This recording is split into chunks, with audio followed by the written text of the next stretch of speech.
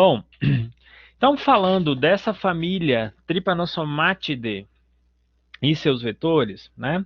Nós temos então, alguém lembra quem são os integrantes dessa família Trypanosomatidae?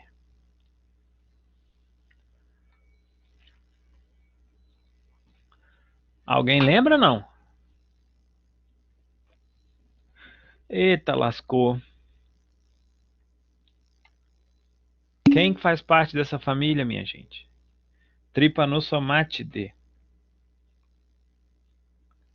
Eu vou começar a chorar. Leishmania, graças a Deus. Quem mais? Vai, Flávia. A Rocha, me ajuda. Peraí, professor. Flávia tá É tentando colar tri... lá, né, Flávia? Ei, Flávia. Ah, Não, mas eu tri... tô tentando lembrar. É um barbeiro, só esqueci o nome Ó, do... Mate... tripanossoma, minha gente. Então, dentro dessa família, nós temos tripanossoma e leishmania. Então, são desses dois caras que a gente vai falar.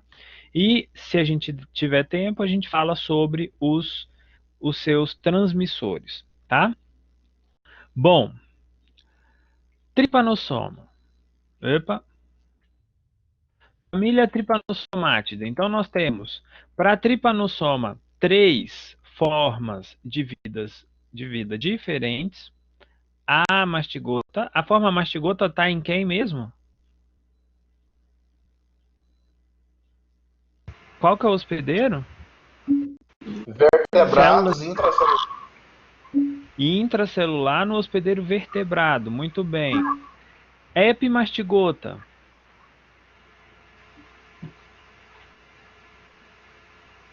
Hum?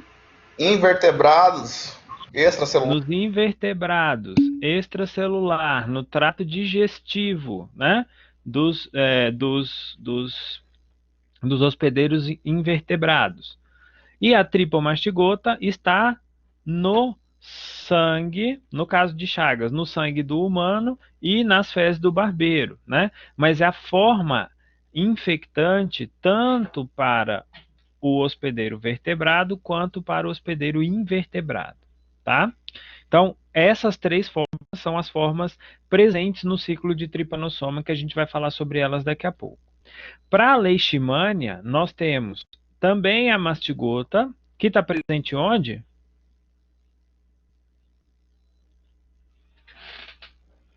Leishmania está onde Também mesmo, a vertebrados mastigota? intracelular.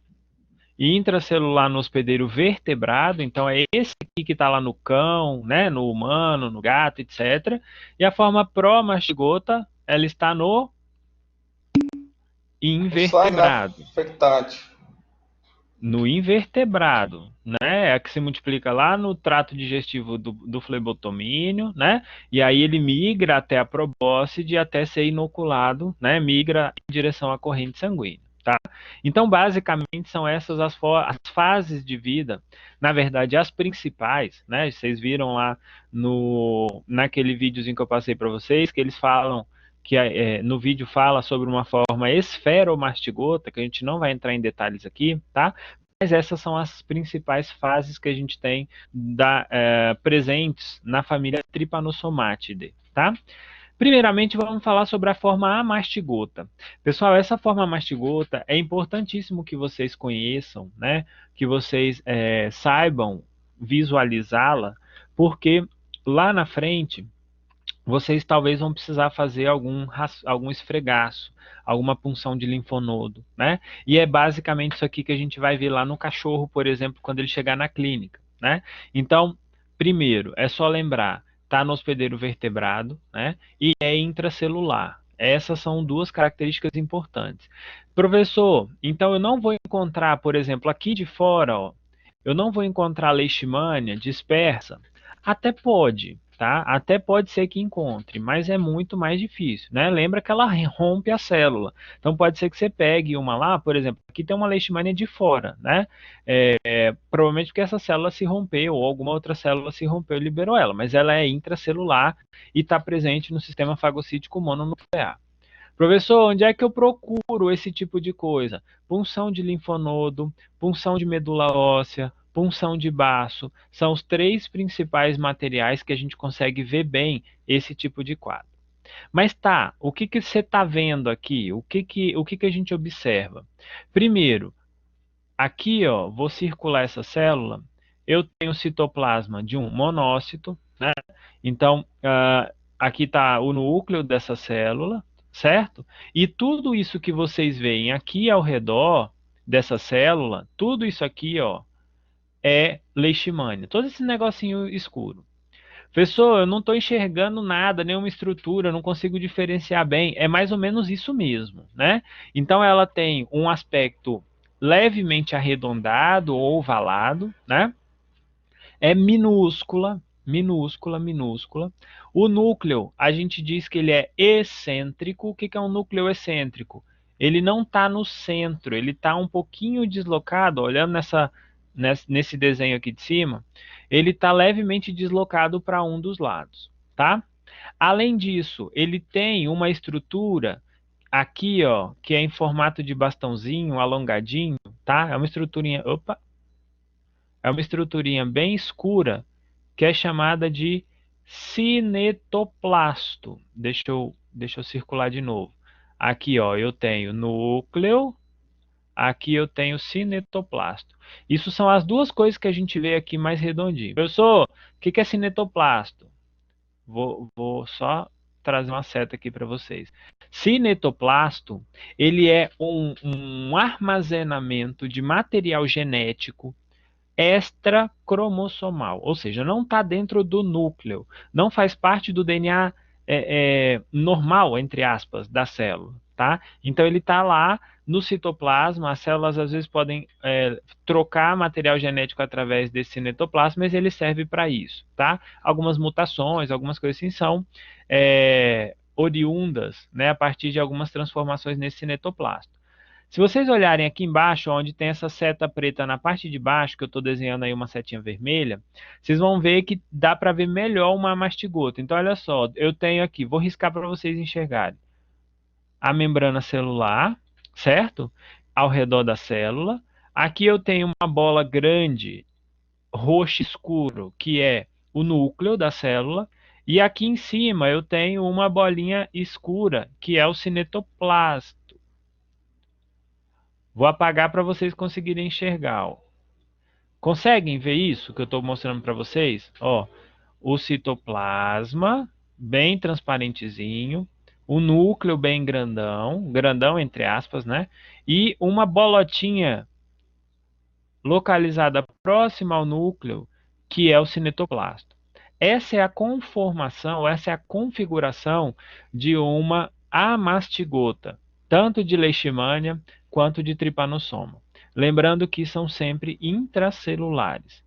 Professor, tem flagelo? Tem um pedacinho aqui, ó, um projeto de flagelo, mas ele não é visível a olho nu. A olho nu não, perdão. Que nem o parasito é, né? A olho nu. Mas ele não é visível ao microscópio óptico, então não vejo flagelo. Por isso que ela é chamada amastigota, que sugere uma ausência de flagelo. Tá? Então essa é a forma amastigota. Tem núcleo excêntrico, cinetoplasto próximo ao núcleo, não tem flagelo e são arredondadas, ficam dentro de células. Eu deixei aqui do lado texto para vocês, tá? Eu geralmente não coloco esses textos, mas eu resolvi colocar para facilitar a vida de vocês na hora de estudarem, na hora de observarem esses parasitos. Tá? Então, basicamente, essa é a característica morfológica de uma mastigota. Tá? Uma bolotinha que a gente... difícil pra caramba da gente conseguir enxergar. Tá? Tudo bem até aqui?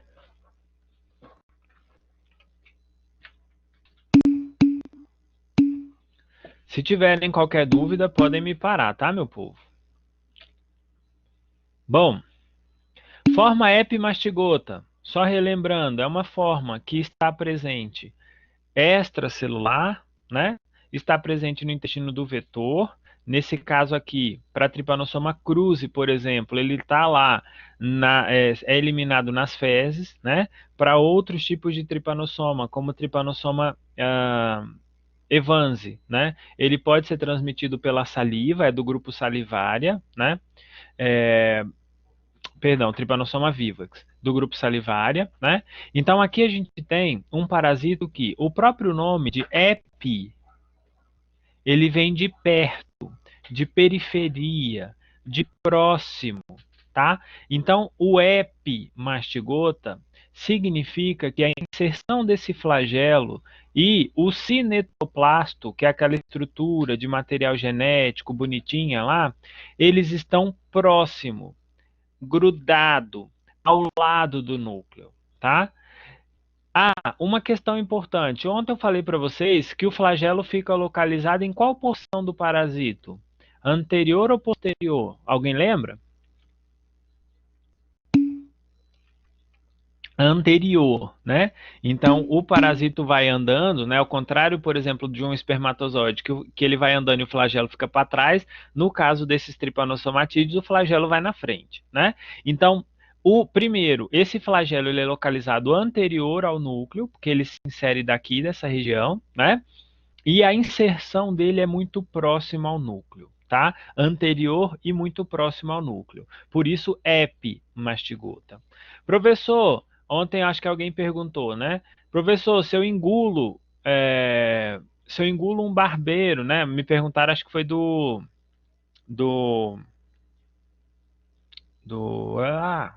de leishmania, né? Eu vou me infectar se eu engolir um mosquito? Talvez não, né? No barbeiro, por que que eu me infecto? Porque às vezes já tem tripomastigota pronta lá no intestino para sair. Porque a forma epimastigota, ela não é infectante para vertebrados. Então eu posso comer um caminhão de epimastigota que provavelmente não vou me infectar, tá? Agora, por que que a gente se infecta lá com açaí, com caldo de cana, quando acontece aquele processo de trituração do barbeiro? É porque lá no intestino dele provavelmente tem tripomastigota, que é a forma infectante, tá? Então, só lembrando que epimastigota não é infectante para vertebrados. Basicamente, essas são as principais características. O núcleo, tanto de epimastigota, quanto tripomastigota, quanto promastigota, ele é mais ou menos central. Então, quando eu olho aqui, ó, uma lâmina corada, eu vejo o núcleo mais ou menos no centro, ó. Vou circular o núcleo de vermelho, vou trocar de cor aqui e circular o cinetoplasto, ó. Essa outra bolinha grudada, escura, bem roxona aí, é o cinetoplasto, tá? Então a gente consegue ver isso muito bem quando a gente olha lá no microscópio uma lâmina corada de amostra vindo, por exemplo, de um barbeiro, tá? Beleza, epimastigota?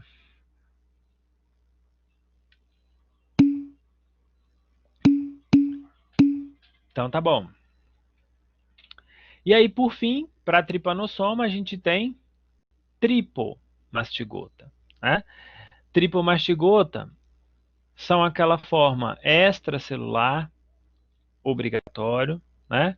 São alongadas, flageladas, o núcleo também é mais ou menos central, são muito móveis, ó, a gente vê ele aqui movendo-se por fora das hemácias, né? Está presente no sangue dos vertebrados, está presente também nas fezes ou na saliva do hospedeiro invertebrado, né? E ele é o responsável por causar infecção, tanto nos hospedeiros vertebrados quanto nos invertebrados.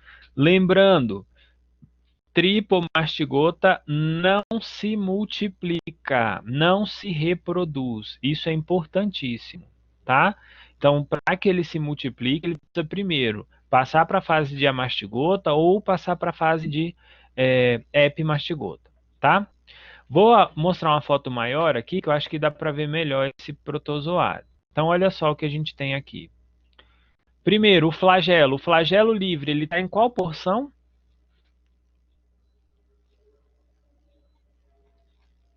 Só para ver se vocês estão aí ainda. O flagelo livre do parasito, ele está em qual porção? Anterior. Sempre anterior. Pegadinha do malandro.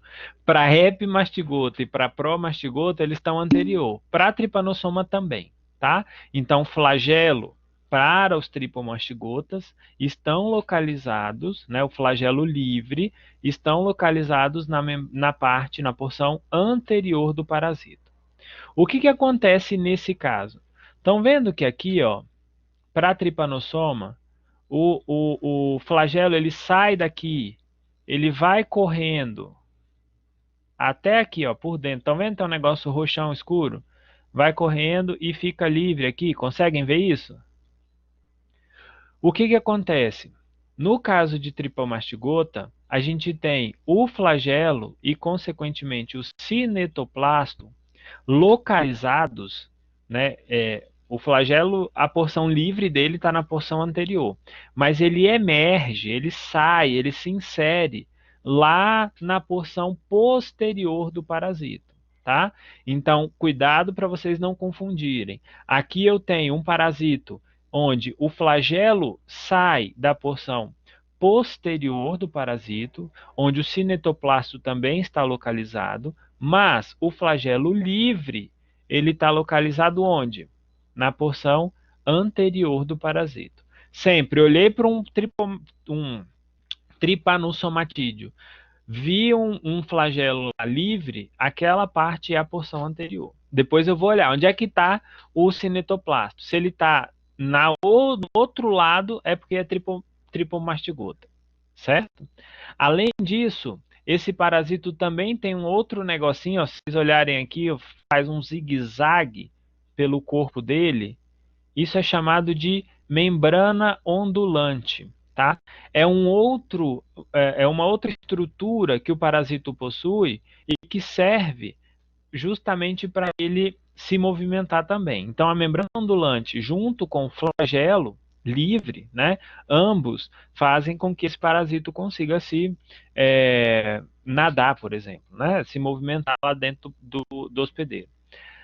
O núcleo também é mais ou menos central, né? E tripanossoma, na forma tripomastigota, ele é bastante alongado.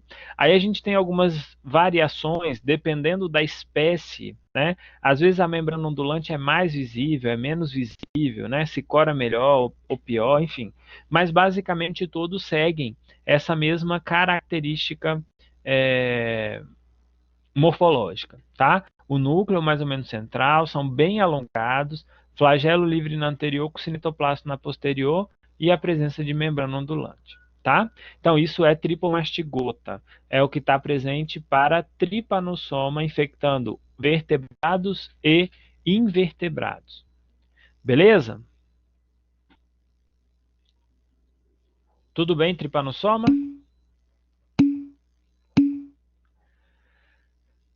Então, tá ótimo.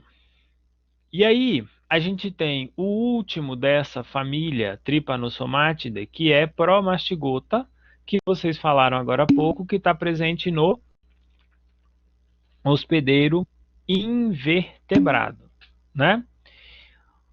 Aqui a gente tem somente no invertebrado, né? E lembram que a gente comentou lá atrás que o epimastigota vem de perto, de muito junto, de próximo, grudado no núcleo, por isso o epimastigota. Aqui a gente tem um outro prefixo, que é o prefixo pró-mastigota.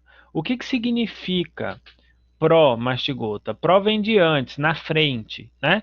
Então, isso quer dizer que a inserção do flagelo juntamente com o cinetoplasto, estão também na porção anterior do parasito, né? Só que ao contrário de epimastigota, que esse cinetoplasto está grudado, às vezes a gente não consegue nem diferenciar um do outro, de tão grudado que eles estão, né? Diferente de epimastigota, a gente vê um espaçamento entre o cinetoplasto, que está lá na anterior, lembra? O flagelo está na anterior, então flagelo livre, então se o cinetoplasto está lá juntinho de onde sai o flagelo, está anterior também, né? O núcleo mais ou menos central, e a gente consegue ver, ó, um espaço entre o núcleo e o cinetoplasto, né? Então se eu olho aqui, ó, e comparo, o cinetoplasto está aqui e o núcleo está aqui, distantes um do outro, né? Aqui já está um pouquinho mais perto, mas mesmo assim eles ainda estão distantes. Se eu volto ali e comparo com aquele, cadê? com aquele epimastigota, olha só o tanto que esse núcleo e esse cinetoplasto estão grudados, né? Então essa é a principal diferença. Os dois eles são alongados, né? Os dois eles têm essa característica de ter o núcleo mais ou menos central. O que muda é a posição desse cinetoplasto. Para o promastigota, ele está mais na frente. Para a epimastigota, está bem grudado junto ao núcleo, tá? Deixa eu voltar lá.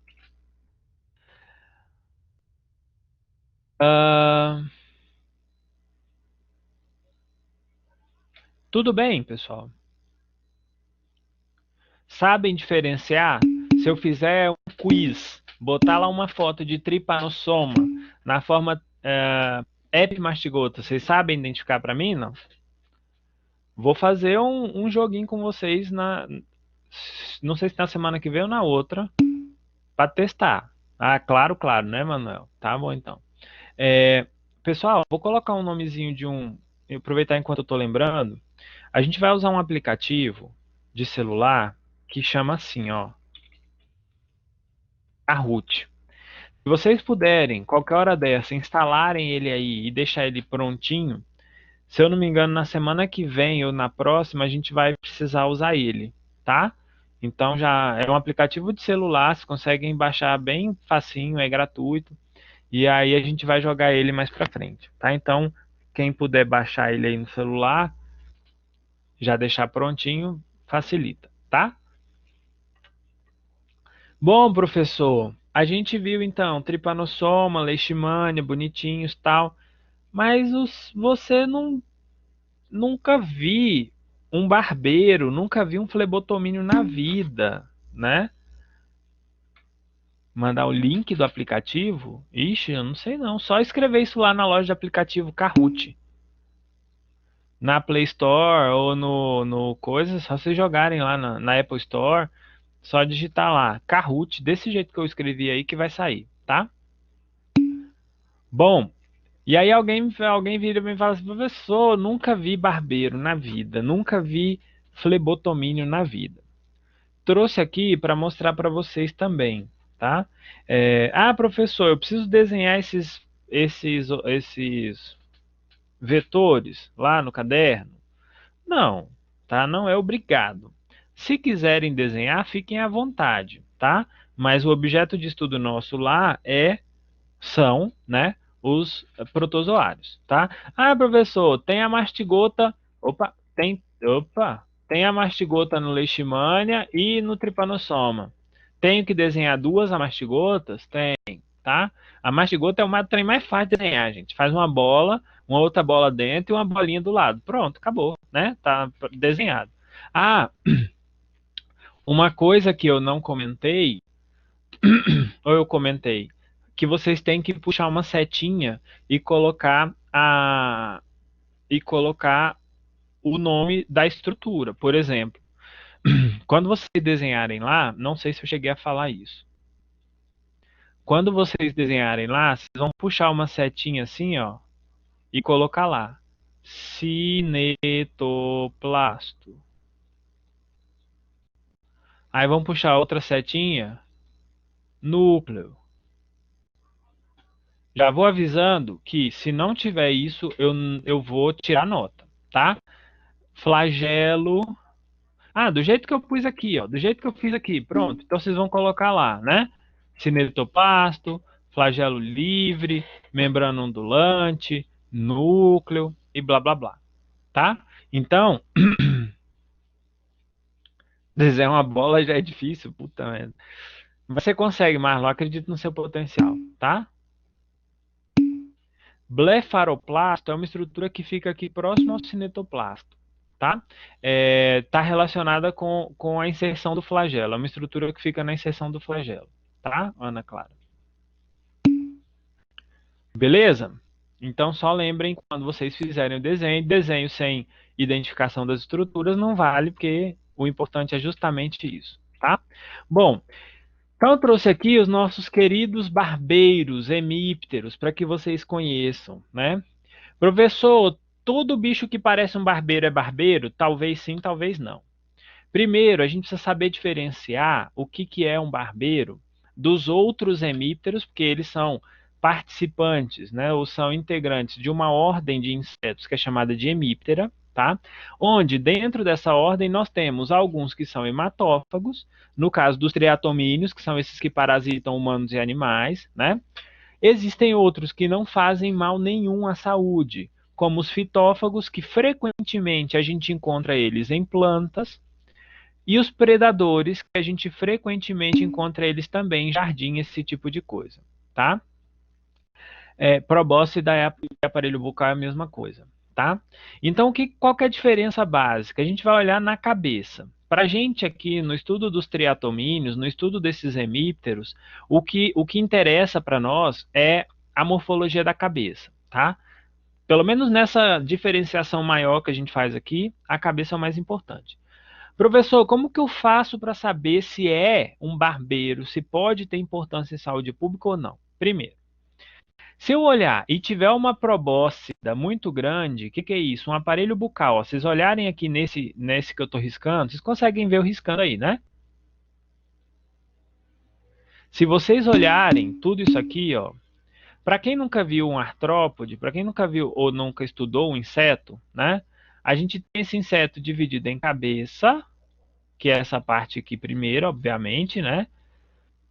E aqui eu tenho o tórax, e lá para frente o abdômen, certo? O que acontece? Quando eu olho aqueles bichinhos que geralmente a gente encontra em jardim, né? Esse tipo de coisa em fazenda, eu olho e o aparelho bucal é muito longo e ultrapassa o primeiro par de pernas, eu posso afirmar que aquilo é um hemíptero fitófago. Eles têm um aparelho bucal bem fininho, bem comprido, que eles usam para perfurar a folha da planta e sugar dali seiva, né? E o que ele precisa para se alimentar.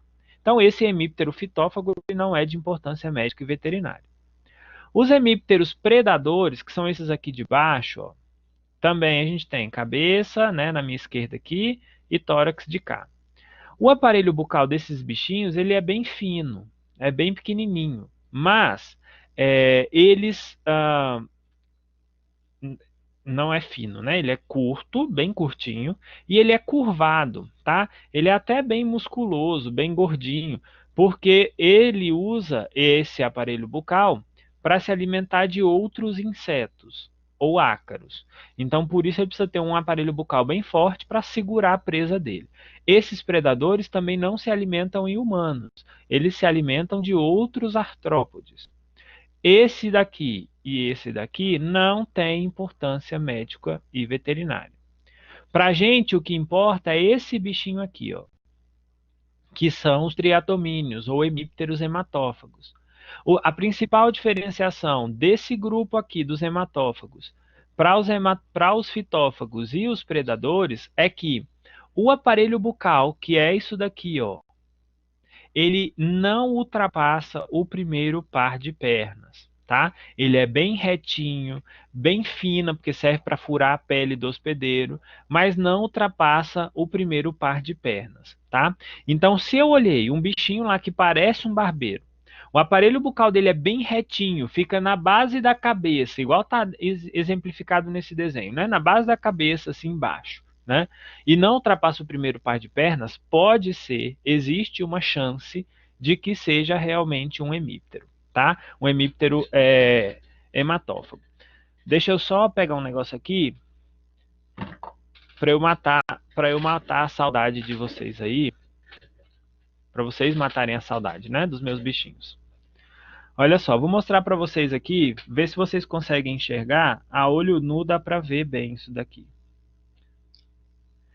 Vamos ver se na minha câmera aqui eu consigo mostrar para vocês. Estão vendo? Cadê? Deixa eu ver se foca. Ei, não foca. O trem não está focando. Deixa eu ver aqui. Cadê?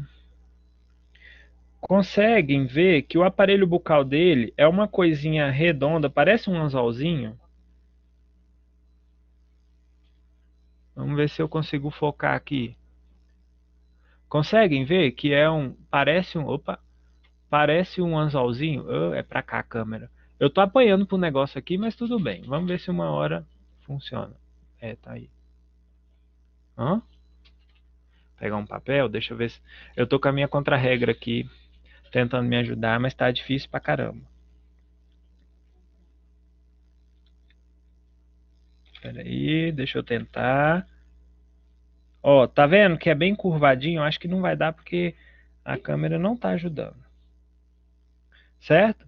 Então aqui, ó, não, a aranha a gente não estuda.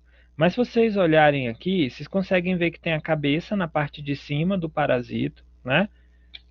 Não vai dar para ver direito, né? A aranha a gente vai estudar não. E embaixo tem parecendo um anzolzinho. Cadê, meu Deus? Certo? Que é o aparelho bucal delas, certo? Isso é um predador. Não tem importância médica e veterinária, tá? Depois eu vou tentar ver se eu consigo tirar uma foto, alguma coisa assim. Eu tenho tipo um microscópio aqui, mas eu não consegui mexer nele. Se eu olhar outros, ó, tem outro aqui, mas vocês não vão conseguir ver que ele é bem menorzinho. Deixa eu ver se eu consigo fazer vocês enxergarem um barbeirão. Isso é um barbeiro, é um dos tipos de barbeiros, tá? Então, se vocês olharem, ó, a cabeça dele não tem aquela... a cabeça é maior, né, nesse caso aqui, e não tem aquele tipo de anzol que a gente falou lá atrás, né? Minha coordenação motora não dá para mexer com esse negócio. Mas eu vou tentar fazer depois uma gambiarra para ver se eu consigo. Então ele não tem aquela espécie de anzol embaixo da cabeça, né? Não dá para ver muito bem, mas usem a imaginação aí de vocês, tá? Então isso, olhando mais de pertinho, vendo o aparelho bucal dele, eu consigo ver que não tem, não ultrapassa o primeiro par de pernas. Então com isso, eu sei que é um hematófago. E aí beleza, eu consigo diferenciar 3 grupos, né? Ô gente, como eu queria usar meus bichinhos com vocês. Olha que bonitinho que tá a minha caixinha, ó. Toda arrumadinha, meus bichinhos. Olha que maravilha. Minhas moscas. Mas enfim, não vai dar. Não vai rolar. Deixa eu voltar aqui.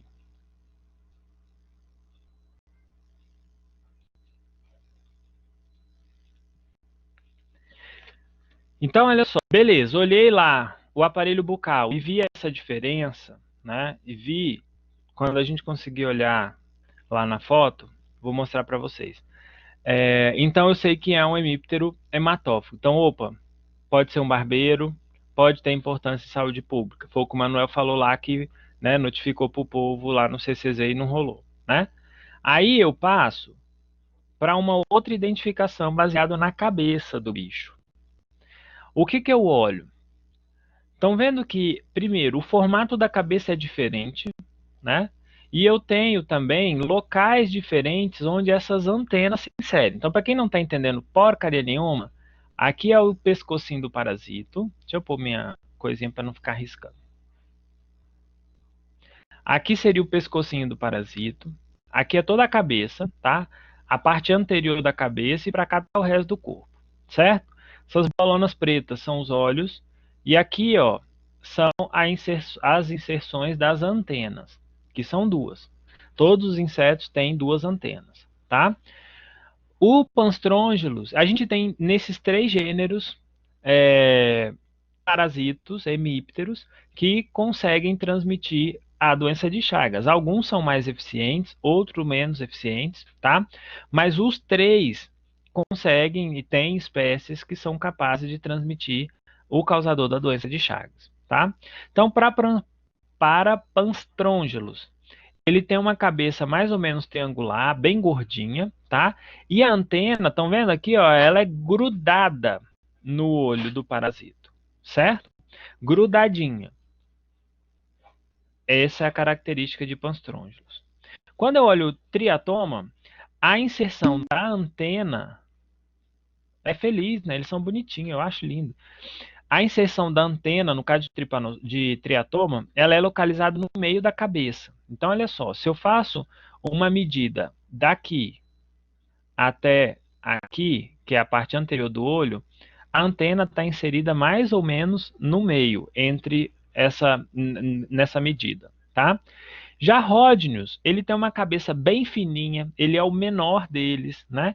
Tem uma coloração palha e a antena é localizada próxima ao clípeo, que é essa região anterior da cabeça, tá? Bem longe do olho. Então, basicamente, é assim: antena localizada próxima ao olho, Panstrongylus. Antena entre o olho e a parte anterior da cabeça, Triatoma. Antena na porção anterior da cabeça, Ródnius. Deixa eu mostrar uma fotinha para vocês. Aqui, ó. Era esse bichinho que eu estava querendo mostrar para vocês aqui agora e não rolou muito bem, tá? Mas olha só. Aqui eu tenho, ó, nessas duas fotos em cima, mais na esquerda, Panstrongylus, que é um bicho, normalmente tem uma coloração enegrecida, e umas pintinhas alaranjadas, né? E se eu olho a cabeça, olha o tanto que a antena está grudada aqui próximo do olho, certo? Então essa é a principal característica. Peguei lá, igual, o Manuel, achou um bicho lá, um hemíptero, olhou o aparelho bucal, é retinho, e dá para ver olho nu, tá, gente? Não precisa de nenhuma tecnologia sofisticada, olho nu você consegue ver. Pelo menos o gênero você consegue dar uma, né, identificada. Olhou, o aparelho bucal não é muito longo e as antenas estão localizadas próximas ao olho, tem essa característica de serem grandes, né? Um hemíptero desse, ele pode medir até uns 2 ou 3 centímetros. Então, pode ser Panstrongylus. Já o triatoma, ele tem uma coloração escura também, mas não chega a ser tão enegrecido quanto o Panstrongylus, né? E o triatoma ele tem umas manchas amareladas bem marcadas no abdômen. Isso a gente consegue ver muito bem, tá? Então, quando a gente olha essa característica de abdômen aqui, colorido, com umas manchinhas amareladas, e a gente olha na cabeça, a inserção, de novo, vou traçar aqui, vou medir isso, e a minha antena está localizada mais ou menos entre a região anterior e o olho. Então, triatoma, tá? E Ródnius é o menorzinho deles, ele é pequenininho, tem essa coloração amarronzada, né, meio parecido em tons de palha, é mais fino, a cabeça dele é bem longa, mais estreitinha do que os demais, né? E aí, depois, quando a gente vai olhar a antena é localizada bem na região anterior, já próximo lá à inserção do aparelho bucal, tá? Então, basicamente, assim a gente consegue diferenciar esses 3 gêneros que têm importância médica e veterinária, tá?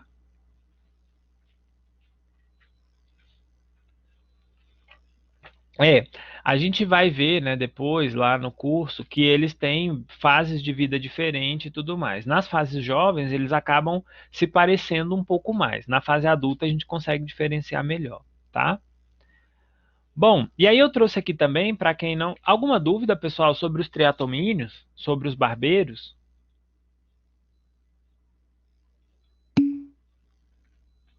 Não? Alguns de vocês já viram, mas eu achei importante que vocês vejam de novo, que talvez nunca mais vocês tenham essa oportunidade, tá? E vai que um de vocês passa num concurso para trabalhar no centro de controle de zoonose, já pensou? Tem que saber, tem que conhecer o barbeiro, tá? Bom, e aí eu trouxe também para vocês verem um lutsomia. Na verdade, 2, né? Eu trouxe uma fêmea e um macho para vocês verem. Quem que é a lutsomia mesmo? Alguém lembra? Alguém me ajuda? Quem que é esse cara, lutsomia?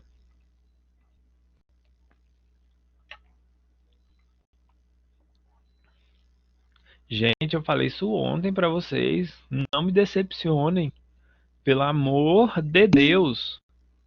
É o mosquito palha. O que que ele faz? Qual que é a importância dele?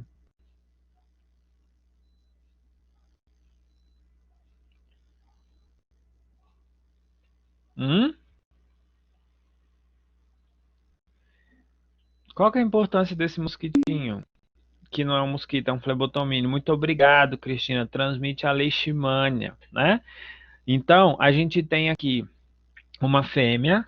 Por que eu sei que é a fêmea? Que a fêmea tá sobrando um N aí. É leish, sem esse N, mania. tá?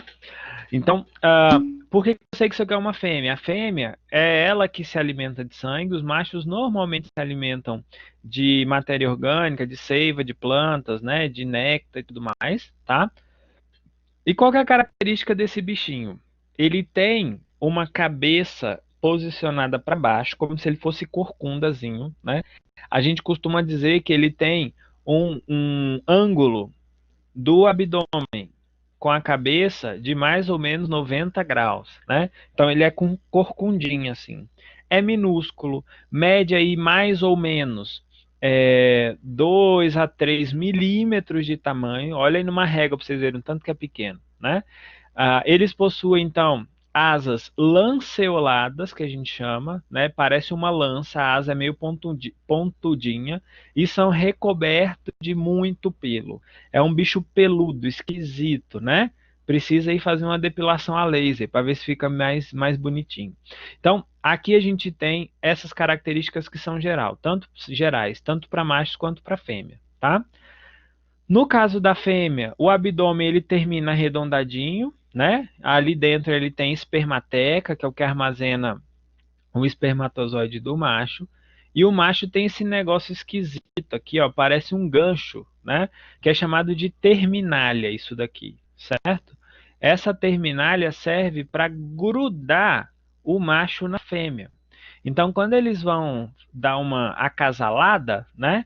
Ele usa esse aparelho, essa terminália, justamente para se fixar na fêmea e conseguir depositar no interior do seu abdômen todo o esperma necessário lá para fecundar ela por várias vezes, tá? Ele vai lá, deposita uma vez esse esperma, mas esse esperma, ela fica, né, produzindo ovos fecundados por longos períodos, tá? Então, isso daí são, né, os flebotomíneos do gênero Lutzomia, né? A gente tem várias espécies, a gente não vai entrar em detalhes com relação a isso, tá? E essas são as principais características. Professor, é fácil identificar esse bicho? É nada, é muito difícil, porque ele é muito pequeno, é minúsculo, na verdade, né? Muita gente captura aí muriçoca, né? Os, os culicídios, né, que são os mosquitos, e acham que tem flebotomínio, não sei o quê, né? É preciso tomar muito cuidado com isso, porque é difícil identificar e normalmente se tem flebotomínio numa área, o Centro de Controle de Zoonose precisa ser notificado e ele faz uma busca ativa, né, para identificação e tentativa de eliminação disso, né? Só relembrando, os flebotomínios, eles vivem em matéria orgânica, por isso que a gente não chama eles de mosquito, eles são de uma outra família, né? Não estão junto lá com Aedes, com Culex, com Anopheles, que são os mosquitos que a gente conhece, né? Então, por isso a gente não costuma chamar eles de mosquito. Tem muita gente que chama de mosquito palha porque ele tem essa coloração, né? Uma coloração amarronzada, é um bicho todo peludo, a coisa mais esquisita, mas por definição, né, que mosquito tem uma parte do ciclo que se desenvolve na água. Os flebotomíneos não, né? O flebotomínio ele se desenvolve em matéria orgânica, né? Presente no solo e tudo mais. Então, sempre tomar bastante cuidado, tá? Ele parece um mosquito, a gente chama ele de mosquito palha como um nome popular, mas por definição e a biologia deles é um pouquinho diferente dos mosquitos propriamente dito.